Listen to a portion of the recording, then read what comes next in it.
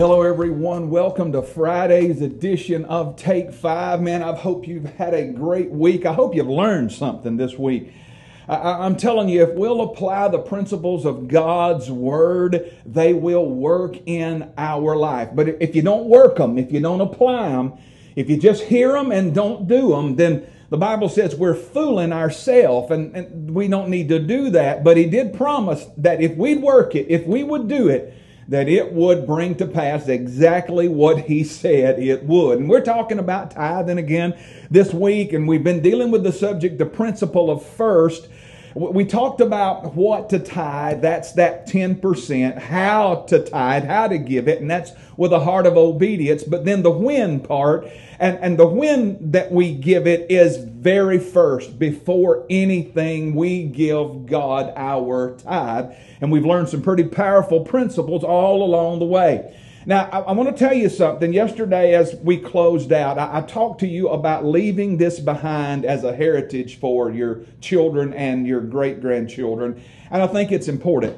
Yeah, if you can leave them something else, if you can leave them an insurance policy, if you can leave them money and wealth, if you can leave them, properties and possessions, if you can do all of that, that's great.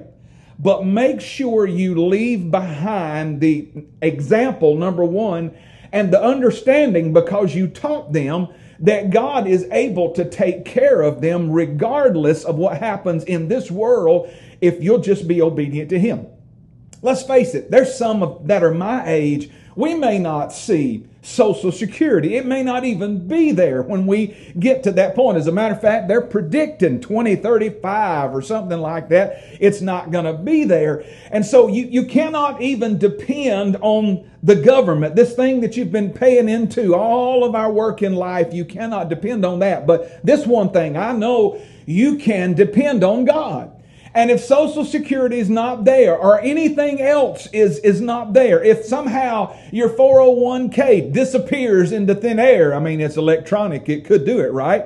If somehow it just disappears into thin air, God will be there for His people. But we've got some conditions we've got to meet. We've got to do what He said. We've got to be obedient in bringing the first portion of our income, that first 10% to Him, to honor Him as first in our life. And then He will take care of us regardless. As a matter of fact, in the book of Jeremiah, He tells us that the people of God won't even know when times of famine and times of trouble come, because He will take care of them. Today, I want to share with you 9 reasons why I tithe. Now, you may have other reasons. I believe that most of these reasons could be yours and probably should be yours as well. But personally, this is 9 reasons why I tithe, why I believe in it. Let me tell you something. I tried it without it. I did when my wife and I did when we were younger and just getting started out. We tried it without it. And when we didn't, we just got further and further in the hole. Things just never would come together. I'm telling you. But when we began to do things God's way, now it's more than just bringing the tithe. You need to do that, and you need to do that with the right heart, and you need to do it in the right order, putting it first. But then you have to learn some other principles in dealing with money. You have to learn how to be a steward, and you have to learn to be smart with what God has given you. You just can't be a wasteful prodigal with these things. You've got to be frugal with what God's given you. So there's some other principles that apply, but I'm telling you, we've been married 28 years now, and when we finally decided, and this was in our first 3 or 4 years of marriage, when we finally decided, hey, we're not going to do this anymore. We're not going to play this game anymore. We're going to give to God. I'm telling you, we've never had a need that God did not meet. And it's not because I'm a preacher. It's not because I've pastored. I've had people say that before. It has nothing to do with that. It's because we've been obedient to God, and God's Word has not failed us. So let me give you these 9 reasons real quick, and I'm going to let you go out of here on this Friday. It's going to be hot today, so you might want to sit around the camera just a little while longer. But let me give you these, and then I'm going to let you be about your way today. Number 1, I believe in tithing. I tithe because God commands it. I think we ought to do what He says. You know what? I still believe that there are some things that we do because He said so. And I know parents, we've all said that, and we've all heard that as growing up. And sometimes that doesn't work. But there are just times when I said so should be enough. And God commands it, so I do it. I believe that we should do it if God commands it. Number two, I do it because it provides for God's house. I love the church. I love where I worship. The churches that I have worshiped in, and it hadn't been that many in my life, by the way. I've been pretty stable, but the churches that I've worshiped in, I've loved them. And I love the fact that when I tithe, it provides for God's house. It makes sure that the necessities of the house of God are taken care of. Number three, it tells God that I trust Him.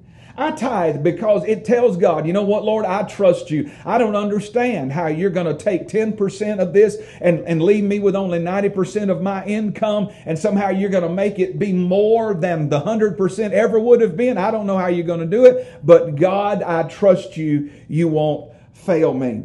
Number four, I believe in tithing because it creates margin in my life for God to fill. It causes me to have a supernatural void in my life required by God. And when I have that supernatural void that God has deemed necessary in my life, it opens up a margin. It opens up a place for Him to bless in my life and fill in my life. So I want God pouring into my life. So I'm going to tithe to provide that margin. Number five, I tithe because it reminds me that I'm not my source. I'm just not my source. I love to work. I work just about 5 days a week. I work not counting what I do at the church. I love to work. I make money on the side doing that. I love doing that. And I could very easily say, look what I have done. But when I tithe, it causes me to remember it wasn't me. It was God. He is my source. Absolutely, without a doubt, He's my source. Number six, when I tithe, it connects my money to a kingdom purpose. So this thing that we have that's called money, a lot of people look at it as wicked, and it can be, but money's actually amoral. It can be good or bad according to what you do with it, but it takes this thing called money, and it gives it a kingdom purpose when I tithe. Number seven, when I tithe, it gives my job eternal significance. So that means when I'm working, it means I'm not just working for me, I'm working for God. I'm working so that I can give to the house of God and give to the kingdom. Number eight, I believe in tithing because it breaks greed and self-reliance off of my life. And number nine, it lets everything else in my life know that God is first, because your heart goes where your money is.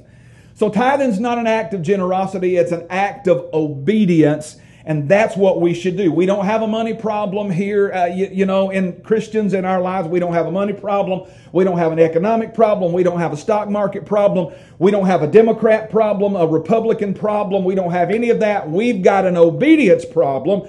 But if you will do what God has said, can I tell you, God knows exactly how to open the windows of heaven and bless you in an abundant way. Hey, I've got to get out of here. It's been good being with you this week. I look forward to worshiping with you on Sunday. I hope you have a great weekend. Hey, trust the Lord, my friend. He will never fail you.